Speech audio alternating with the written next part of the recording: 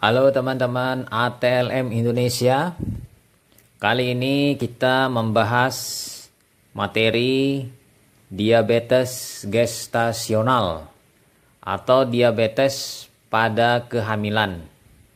Di channel ATLM Indonesia kita menyimaknya sebagai media informasi dan pembelajaran online bagi ATLM Indonesia dan juga mungkin bagi tenaga kesehatan lainnya. Oke, kita bahas materinya sebagai berikut.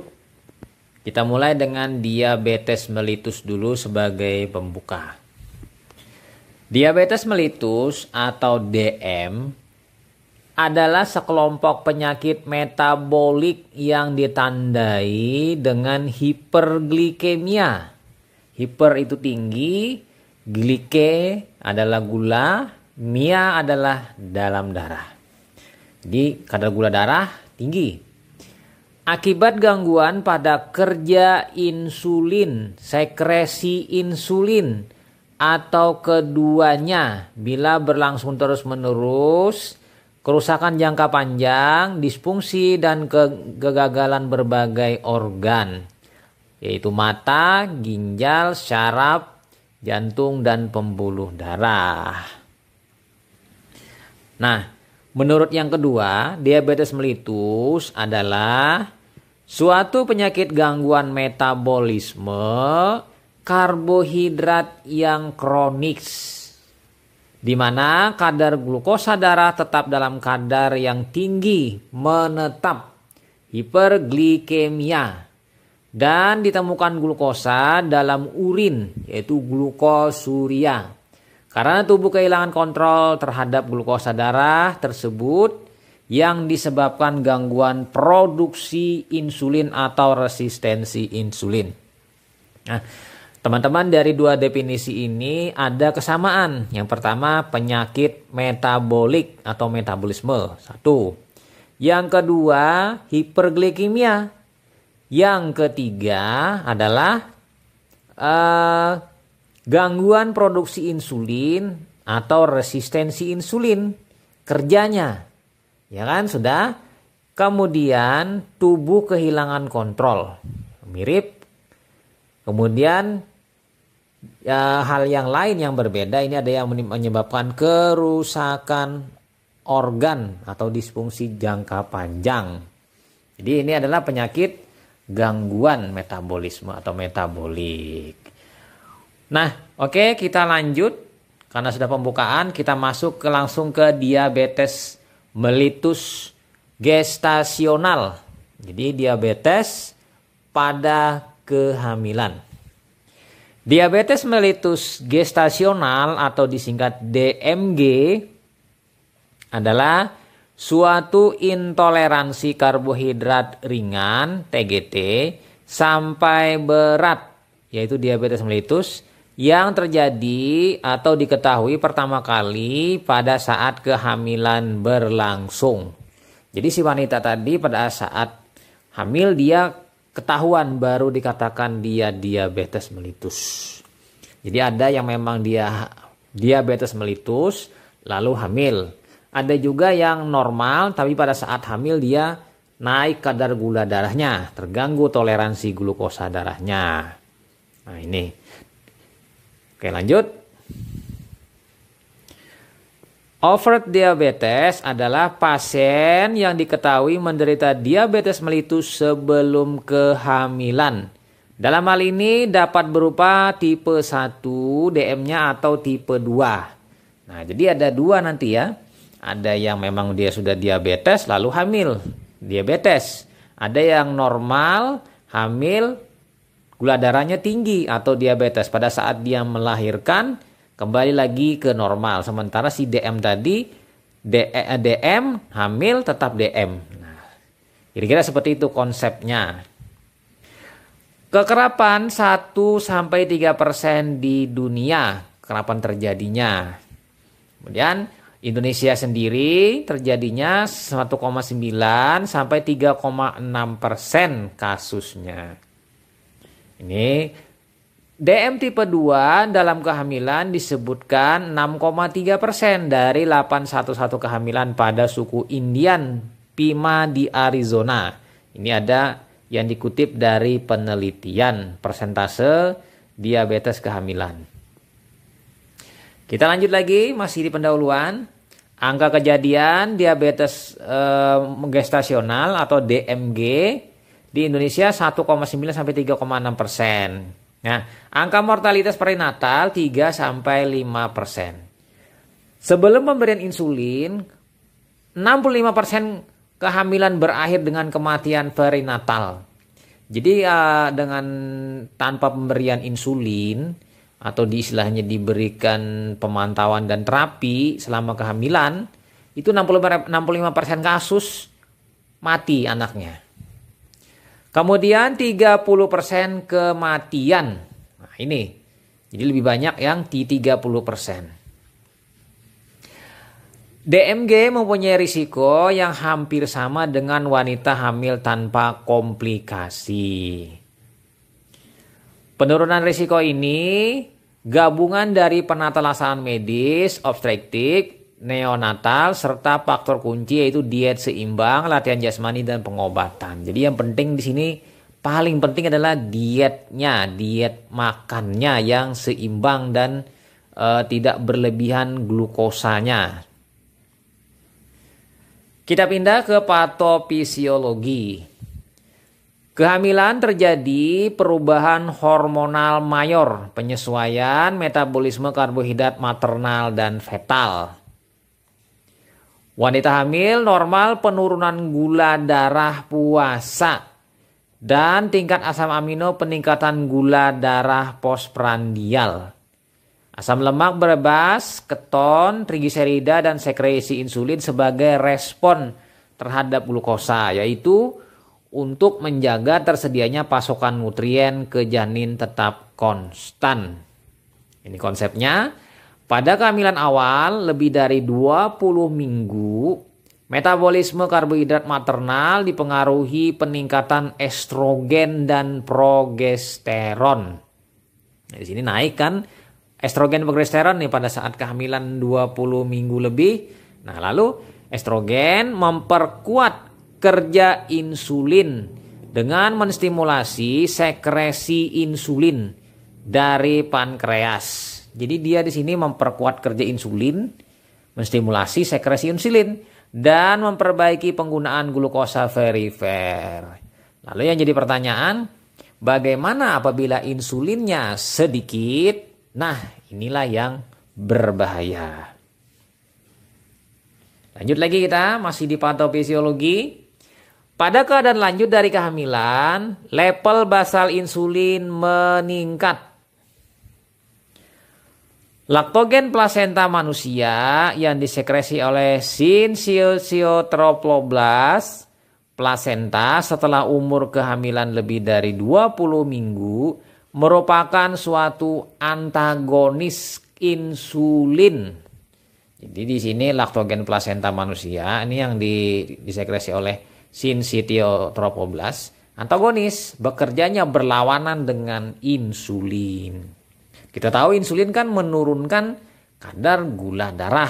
Berarti kalau berlawanan berarti efeknya menaikkan.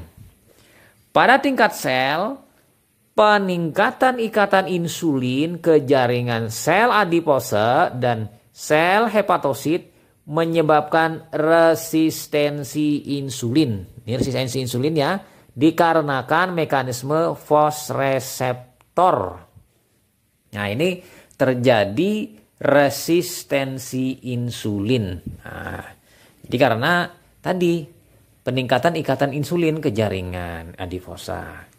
Lanjut, pada keadaan hamil, apabila sel beta pankreas tidak dapat secara cukup mensekresi insulin, insulinnya kurang ini. Sel beta nih tidak banyak mengeluarkan insulin. Resistensi insulin pada organ-organ yang sensitif insulin seperti hati dan otot itu berakibat apa? Diabetes gestasional. Jadi di sini kita sekresinya tidak cukup, resistensi insulin, ya kan? terjadilah diabetes gestasional karena insulinnya mengalami gangguan, mulai dari resistensi atau mungkin defisiensi. Kan kita tahu insulin ini menurunkan kadar gula darah atau glukosa darah. Jadi kalau misalnya insulinnya bermasalah, gula darah akan naik. Lanjut lagi kita. Pre-existing diabetes, yaitu diabetes didiagnosa sebelum kehamilan. Jarang terjadi, kasus ditemukan selama ANC. Untuk perawatan selanjutnya sama dengan gestasional diabetes. Lanjut lagi. GDM didefinisikan sebagai derajat intoleransi glukosa selama kehamilan. Terjadi ketika hormon kehamilan atau faktor lain mengganggu kemampuan tubuh menggunakan insulin. Biasanya tidak bergejala, berkembang selama paruh kedua kehamilan dan hilang setelah melahirkan.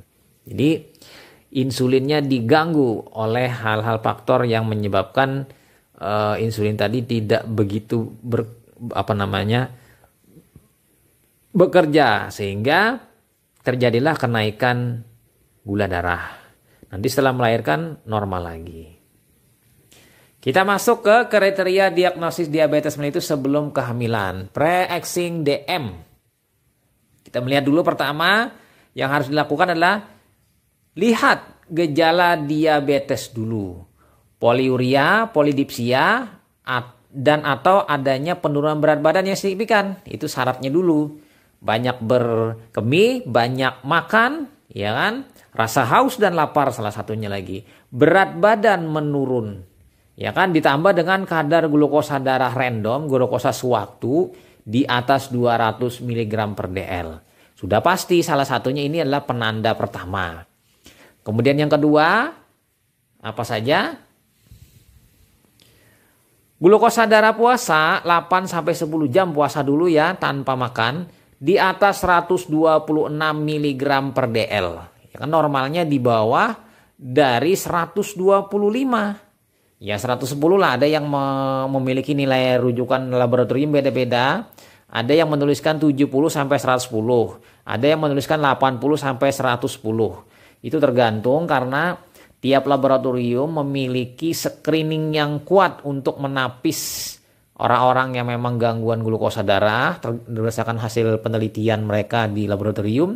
Digeserlah, dipersempit sehingga memang ketat untuk nilai rujukan yang diolah tepat untuk kasus diabetes mellitus di daerah tersebut atau sekelompok orang di wilayah tersebut. Lanjut lagi, glukosa darah 2 jam sesudah makan, 2 jam postprandial ya, 2 jam sesudah makan ini di atas 200 mg per dl. Jadi sama atau di atas dari 200 mg per dl. Itu sudah yakin dah. 3 gejala ini apabila ada ketiga-tiganya yaitu sudah masuk dalam diabetes mellitus. Apabila hamil ya sudah diabetes dengan kehamilan. Lalu kita pindah ke faktor risiko. Riwayat kebidanan. Nah, ini riwayat kebidanan artinya riwayat pada saat kehamilan. Beberapa kali keguguran. 1. Riwayat pernah melahirkan anak mati tanpa sebab yang jelas. Yang ketiga, riwayat pernah melahirkan bayi dengan cacat bawaan. Yang keempat, pernah melahirkan bayi lebih dari 4 kg atau 4.000 gram berat badannya saat lahir. Kemudian yang kelima, polihidromnia. Nah, ini riwayat kehamilan atau riwayat kebidanan. Nah, sementara si riwayat ibunya, umur ibu hamil di atas 30 tahun. Kedua, riwayat DM dalam keluarga. Jadi ada dalam keluarga itu mungkin ayahnya si ibu atau ibunya si ibu tadi, orang tuanya ada salah satu yang DM. Kemudian pernah DMG pada kehamilan sebelumnya. Jadi hamil sekarang DMG, sebelumnya pernah juga DMG, misalnya anak yang kedua, ini sekarang yang ketiga misalnya. Kemudian infeksi saluran kemih berulang-ulang selama hamil. Nah, ini adalah salah satu tandanya. Kenapa? Karena kalau dia orang dengan diabetes mellitus, kadar gula darah tinggi itu akan menyebabkan bakteri lebih mudah menginfeksi. Karena bakteri itu lebih cenderung menyukai yang namanya glukosa. Kita tahu di media biakan in vitro, rata-rata di media gula-gula itu glukosa lah yang paling digemari oleh bakteri ketimbang gula-gula lain. Tergantung misalnya kayak seperti sakarosa, maltosa, habis itu laktosa, manit, itu masih kalah dibandingkan glukosa. Kita lanjut lagi teman-teman, ATLM Indonesia. The criteria for diagnosis of GDM are based the original work of Sulfelen and Mahan and modified by Carpenter and Kosten. Nah, ini adalah kriterianya adalah sebagai berikut. Wanita dengan faktor risiko obesitas, itu kegemukan, riwayat GDM, kemudian glikosuria. Jadi dia kencing manis dengan ciri apa? Glukosa ditemukan dalam urin. Glukosuria. Jadi kalau merisa reduksi urin mungkin positif 1 sampai dengan positif 4. Tergantung nanti. Nah, ini glukosuria. Kemudian riwayat keluarga. Ada ayahnya atau ibunya atau kakeknya atau saudaranya itu riwayat diabetes mellitus. Biasanya dibawakan dari orang tua. Jadi lihat orang tuanya dulu. Nah, kemudian lalu dengan 4 faktor risiko ini dilakukan uji glukosa toleran test atau TTGO, baik oral atau menggunakan parenteral nanti tergantung. Jadi jika hasil pengujian tidak menunjukkan diabetes, maka harus diuji ulang antara 24 sampai 28 minggu nanti ya, pada saat kehamilan si ibu tadi. Kita lanjut, penapisan diabetes mellitus gestasional dilakukan pada semua wanita hamil dan dilakukan pada usia kehamilan 24 sampai 26 minggu. Nah, ini idealnya menurut literatur 24 sampai 26 minggu. Risiko tinggi, apabila si pasiennya risiko tinggi atau RISTI, dilakukan penapisan lebih awal dan diulang kembali pada minggu gestasi ke-26. Jadi bisa dilakukan lebih awal kalau dia berisiko tinggi.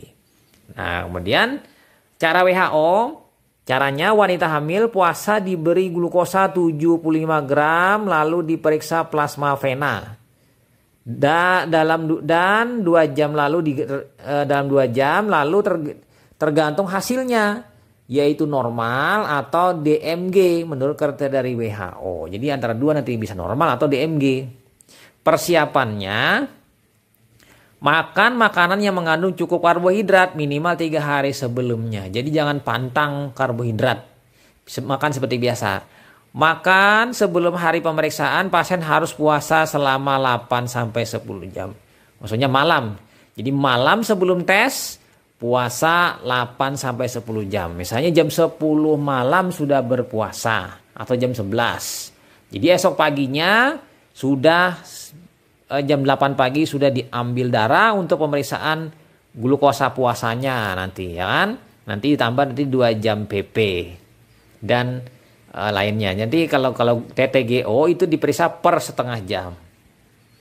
Pemeriksaan laboratorium penting dalam pengelolaan DMG itu karena pertama untuk meningkatkan kualitas hidup pada saat dia hamil. Habis itu keluhan dapat hilang, keluhan-keluhan yang terjadi selama diabetes mellitus, merasa nyaman dan sehat, mencegah dan menghambat komplikasi kronik, menurunkan morbiditas dan mortalitas, ya kan? Nah, ini penting dalam pengelolaan DMG. Nah, peran atau fungsinya untuk laboratorium pertama untuk screening dan diagnosis, uji saring dan penegakan diagnosis. Yang kedua, mengetahui pengendalian diabetes mellitus. Yang ketiga, deteksi adanya faktor risiko yang memicu terjadinya komplikasi. Dan yang keempat, menilai hasil terapi. Nah, Lalu kita pindah persiapan umum pasien DM untuk pemeriksaan laboratorium. Kondisi puasa lebih dipercaya daripada sewaktu. Itu pasti udah.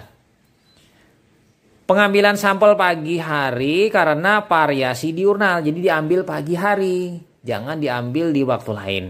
Sore hari glukosa darah lebih rendah sehingga banyak kasus DM tidak terdiagnosis. Karena pada sore hari itu kebanyakan karena variasi diurnal ini yang dan dengan ditambah lagi aktivitas seharian yang menyebabkan energi berkurang sehingga glukosa darah suplainya juga berkurang. Pengambilan darah sebaiknya darah vena ya, lebih stabil dan dipercaya. Jadi tidak disarankan yang lain, misalnya darah kapiler atau darah arteri. Sebaiknya disarankan pasien menghindari aktivitas fisik berat dan obat-obatan karena mempengaruhi kadar glukosa darah. 2 jam PP harus makan yang cukup. TTGO 75 gram glukosa yang diminum si pasien. Kita lanjut lagi teman-teman. Ini kita masuk ke TTGO. Dilakukan bila kadar glukosa darah pada hiperglikemia tidak jelas. GDS 140 sampai 200 mg per dl, GDP 110 sampai 126 mg per dl atau glukosuria tidak jelas. Indikasinya penderita gemuk, riwayat DM, penderita penyakit vaskular, penderita neurologik, infeksi tidak jelas, diabetes kehamilan. Nah, ini yang penting di TTGO ini lah yang kita bahas adalah nomor 5. Nah, walaupun nanti penderita obesitas di nomor 1 juga berisiko. Nah, bagaimana pelaksanaannya? Pasien puasa selama 10 sampai 12 jam, ya kan? Diambil darah, periksa GDP. Gula darah puasa 1. Minum 75 gram glukosa, ya kan? 30 menit diambil darah. 60 menit diambil darah. 90 menit diambil darah. 120 menit diambil darah dan urin, ya kan? Jadi urin diambil pada saat 120 menit dan urin pada saat puasa. Jadi ada 2 nanti. Nanti setelah itu diukur kadar glukosa darahnya dan dibuat grafik. Kalau memang untuk TTGO khusus grafik. Nah, indikasi TTGO itu adalah yang A. Keluhan klinis tidak ada dan pada tes diagnosis pertama GDS plasma pena 110 sampai 199 mg per dl. GDP plasma pena 110 sampai 125 mg per dl. Yang B tes diagnostik pertama GDS plasma pena lebih dari 200 mg per dl, GDP plasma pena lebih dari 126 mg per dl. Setelah diulang GDS plasma pena kurang dari 200 mg per dl, GDP plasma pena kurang dari 126 mg per dl. Nah, indikasi kita yang kita bahas ini adalah DM gestasi atau gestasional. Nah, interpretasinya sebagai berikut. Nah, seperti ini. Lanjut lagi kita. Nah, bagaimana kriteria hasil abnormal setelah pemberian 100 gram glukosa, 75 gram sebenarnya. 3 hour glukosa toleran test pada wanita hamil. Ini khusus. Pertama, darah puasa itu 105 mg per dl, ya kan? Kalau menurut Carpenter Costa itu 95 mg per dl. 1 jam 190. Carpenter 180. Lonjakannya 2 kali kan? 2 jam 165, Carpenter 155 mg per dl. 3 jam 145, Carpenter itu 140 mg per dl. Jadi kalau kita melihat kurvanya, asal muasalnya itu normal, melonjak naik 2 kali lipat menuju mendekati 200 sekitar 190, kemudian turun ke 165, turun ke 140-an. Berarti dia kenaikan glukosa darahnya tidak melebihi dari 200 kayaknya kalau melihat dari sini. Lalu kita pindah ke pengaruh diabetes mellitus gestasional. Pengaruh DM terhadap kehamilan pertama apa? Abortus dan partus prematurus. Nah, jadi bisa menyebabkan keguguran, ya, atau melahirkan prematur. Yang kedua, preeklamsia. Yang ketiga, hidroamnion. Yang keempat, insufisiensi plasenta. Ya, payah pada plasenta.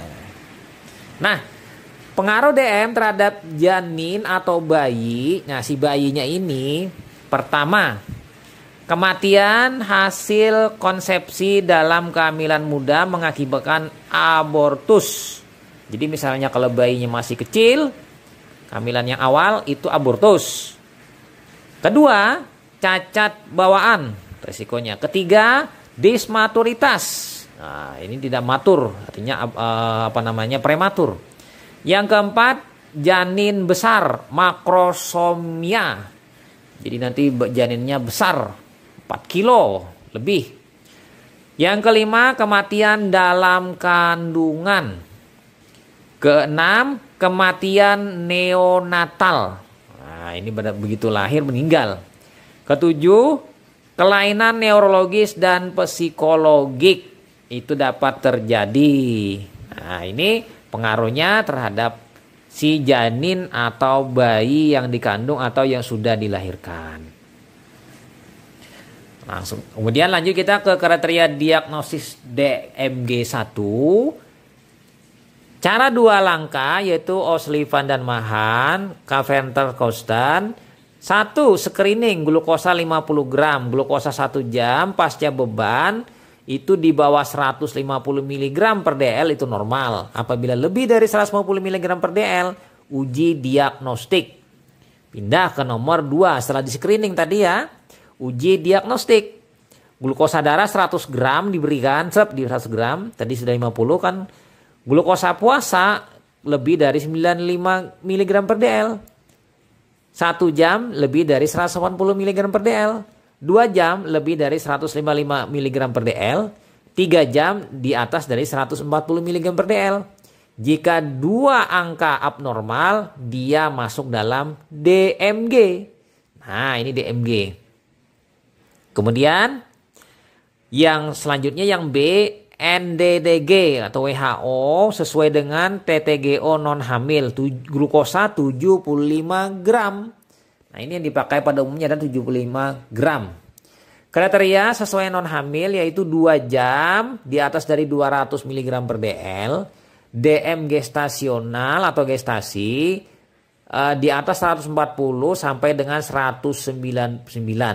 TGT gestasi, toleransi glukosa terganggu pada gestasi. Jadi normalnya di bawah 140 mg per dl. DMG maupun TGT dikelola sebagai DM atau diabetes mellitus karena sama-sama kadar glukosa darahnya tinggi atau meningkat.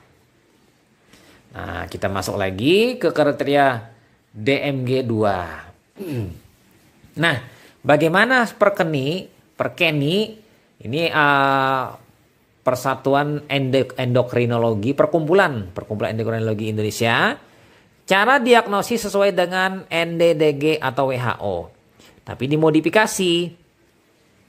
Hanya diperiksa gula darah 2 jam pasca beban kriteria sama dengan NDDG atau WHO. Gula darah 2 jam. Di atas 200 mg per dl itu diabetes gestasi. Kemudian di atas 140 sampai 199 TGT gestasi, toleransi glukosa terganggu. Nah, sementara kurang dari 140 mg per dl itu adalah normal. Jadi nanti kita bisa melihat ada 2, ada yang TGT gestasi, ada yang DMT gestasi. Kalau lebih dari 200 adalah DM gestasi atau gestasional. Nah, kemudian kita pindah ke modifikasi American Diabetes Association. Ada 1 langkah yaitu beban glukosa 75 gram. Kriteria DMG sesuai Carpenter-Coustan. Puasa lebih dari 95 mg per dl. 1 jam lebih dari 180 mg per dl. Ya kan? 2 jam PP.